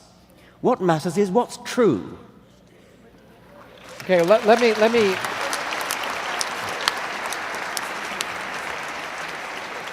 me try and suggest a kinder, gentler response to that in some sense. Although I think it's really important, and it should have been said at one point tonight, and you said it, but I want to make it reiterated. The lesson of science is that the universe doesn't care what you like. And it doesn't care what you want. It is the way it is. And if we could just convince people of that, that would be profound. But I think you've hit it, obviously, a major problem. I think there are two practical potential approaches. One is, many people, you were just in India, and I've lectured in India, for example, and I see these kids. I've never felt more like I was going to be crushed by kids interested in learning, because they realize that if they become scientists or engineers, it's their ticket out of poverty. It's their ticket to improve the quality of life in their country. And so if we can educate people to learn to the point that science can provide a way out of poverty, then I think in the long run we're going to head in the direction away from superstition. The other thing, and I once wrote a piece in Scientific American called "Educate Women, Save the World," and I really mean that. I think if we look at probably the major way to improve society, it is looking at those societies where women are subjugated, and usually because of religion. And if we can educate women, we'll find, first of all, the birth rate will go down, and secondly, that they'll do a much better job of ensuring that their children are educated and improve their quality of life. So one of the areas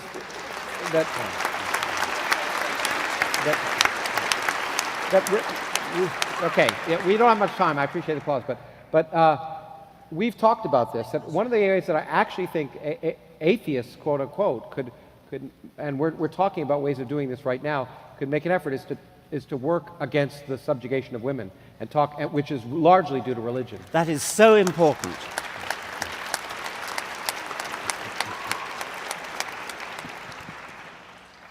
So I hate to return the conversation to science education again, but I feel that, like Jefferson, democracy and demands informed citizenship, and I'm concerned about the science teachers that you said don't know science.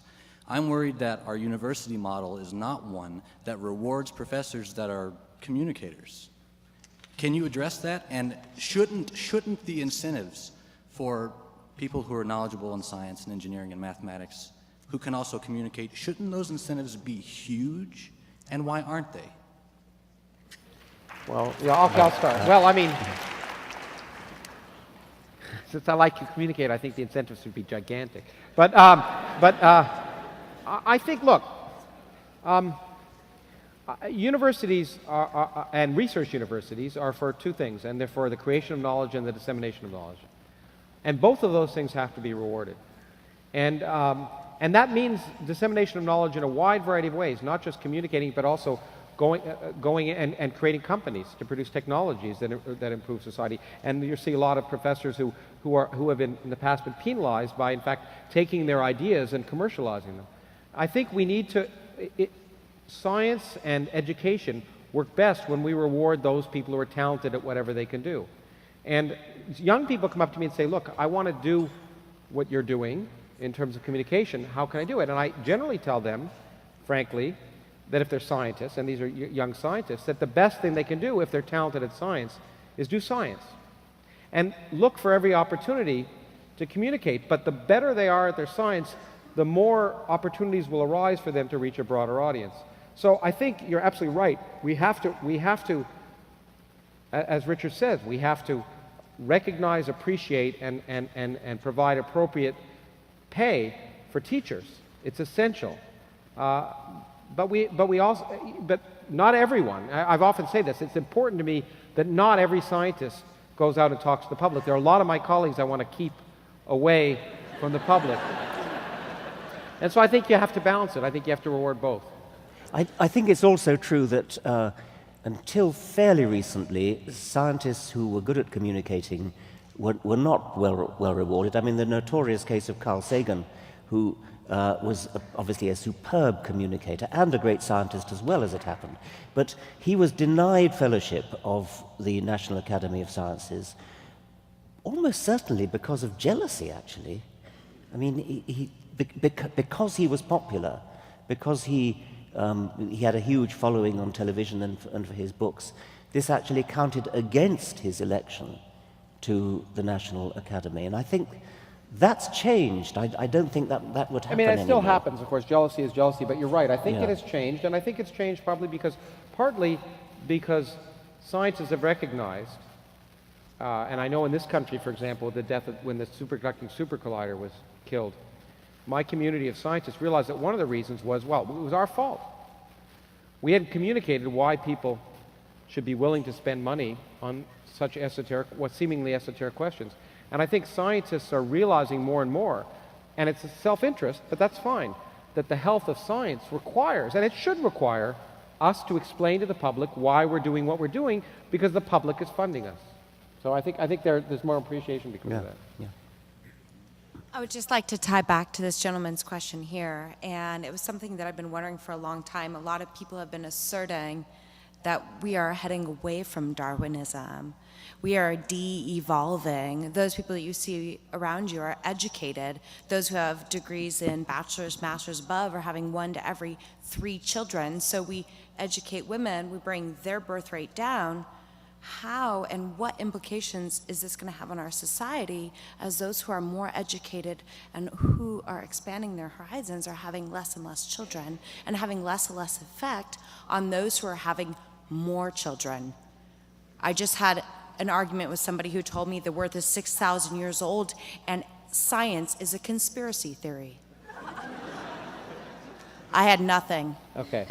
Do you want to touch Didn't that? really I think hear the much of it. point, as I understood it, was that if we dissuade people from having children, and the people who don't have children are going to take over the world. I mean, people who do have children are going to take over the world, and I think that in fact that's been the policy of a number of religions, the Orthodox Jews, Catholics, Muslims on the whole. That point is to take over the world by breeding, and And I think the answer is that my own sense is that, first of all, when people tell me, you know, I'm educated and therefore, and I'm wealthy and therefore I should have more children because I can do it. It just seems to me to be incredible, an incredibly effete attitude. That they have a right and that they have a right, and somehow they can give a greater gift to the future by having children than anyone else. The wonderful thing about genetics, as far as I can see, is that from a slum in India, you can get one of the greatest mathematicians in the world, and so I just take that argument that the people who know something should have more kids as just ludicrous. Just ludicrous. Dr. Krauss, I think your book is speaking to ultimately the answer to my question, but I'm going to ask my question anyway. So we know that the universe was created from the Big Bang. My question is, what created the Big Bang? Where did the stuff that created the Big Bang come from? Well, I would say read my book, but more importantly, buy my book. But I'm going to. But in any case, what is? Let me just give a 1-minute answer because it's a long. What is remarkable is that you know, to create stuff, it sounds like you need stuff, and to create stuff, and the conservation of energy, you would think, and this is where the argument's often used. Conservation of energy means you can't start with nothing and have a universe with something. But what is amazing is when you add gravity into the mix, a miracle occurs, but a natural miracle. That gravity allows negative energy as well as positive energy configurations. And you can create, for example, 2 particles out of nothing. Now they have energy because of their rest mass. But if the gravitational field they're in is strong enough, the gravitational potential energy attracting them together is so strong and negative that the sum total of those 2 bits of energy can be precisely 0. And you can create those particles with impunity. And in fact, that happens, we think, near black holes, and in fact, it will happen in empty space. And so, in fact, to create stuff, you don't need stuff, you just need nothing, and in this case, quantum mechanics. That's the short version, but the long and much clearer version is in the book. Thank you so much for both of you for coming. I have a question for Professor Dawkins about the role of the humanities in human affairs.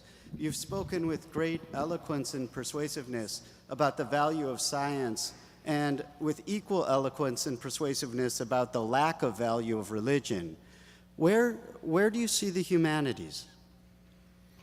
By humanities, you would mean literature, history, study philosophy. of history, literature, languages, arts. I mean, immensely valuable. Some of the crowning achievements of the human species lie in the humanities. I see no problem with that at all. I'm proud to be a member of the same species as Shakespeare and Beethoven and Michelangelo.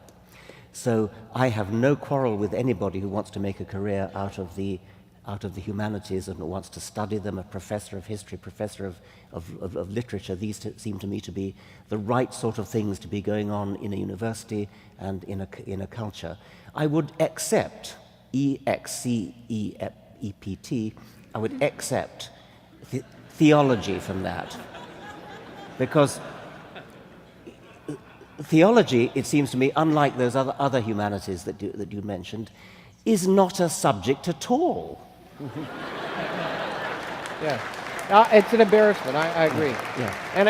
As Jefferson said, a professor of divinity has no place in our university. And he created a university, exactly. And I agree with you 100%. I put out a challenge, and maybe some people here can try and match it. I've challenged theologians to give me a single example of a contribution to human knowledge that theology has provided in the last 500 years. And when I talk to major theologians, and I do, believe it or not, the answer I always get is, what do you mean by knowledge? And I point out, if I talk to a biologist or a historian or a psychologist, I get concrete answers, but they give me this epistemological... Anyway. Okay. But I do think we need to add to that professors of theology often do extremely worthwhile things. Biblical history, biblical literary criticism, archaeology of Palestine. These are all thoroughly reputable and good things. When I said theology is not a subject at all, I meant things like the theology of the transubstantiation of the Trinity, etc. That's not a subject at all. But of course, many people who are professors of theology don't do that sort of nonsense. They do proper academic studies of biblical history and literature and so on. And one last thing, I knew you asked Richard, but I'll jump in. I think that the thing that's really important to point out is there isn't a dichotomy between science and the humanities. They all do the same thing. They all give us a different perspective of our place in the cosmos.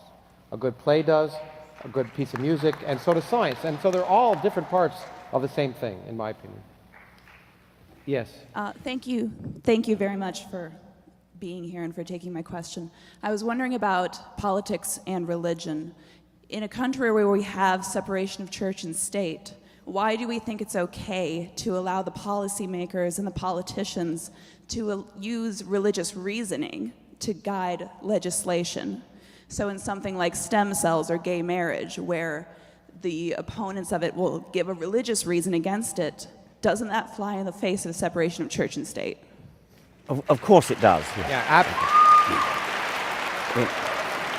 absolutely. And I think if we have a society where, the sad thing that Richard's pointed out, we have a society where we tolerate that. It seems acceptable.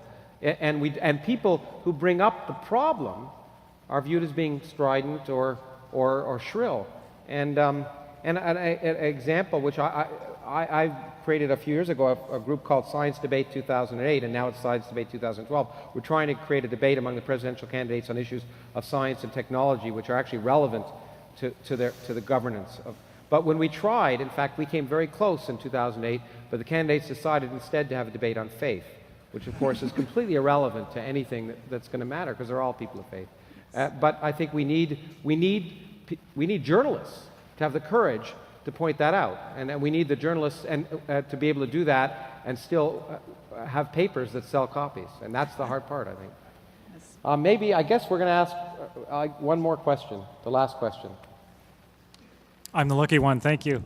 I suppose, Dr. Dawkins, I would ask this to you. Is there a scientific basis for the concept of free will in human beings? And if not, is there a biological evolutionary reason why all of us believe we have free will?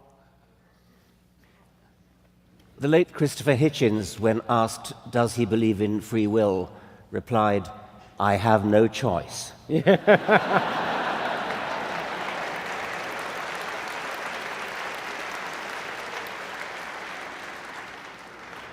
It's a question that I dread, actually, because I don't have a very well thought out view about it.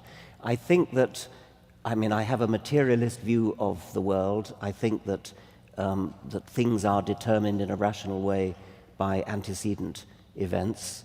And so that commits me to the view that when I think I have free will, when I think that I'm exercising free choice, I'm deluding myself, that my brain states are determined by physical events.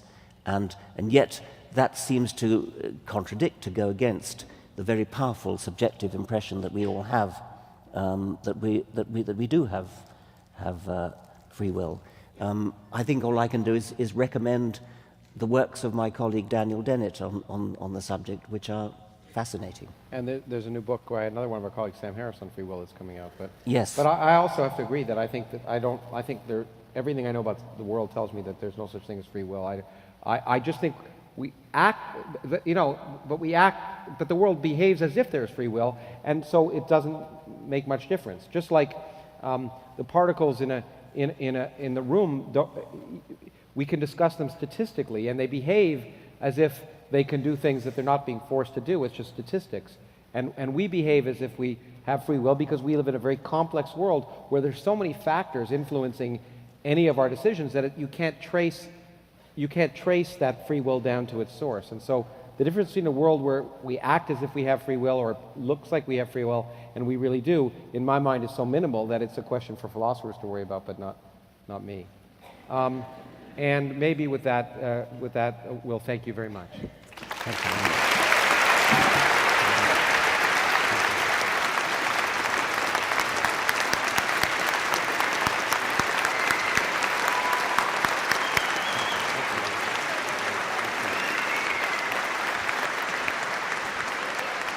Thank you.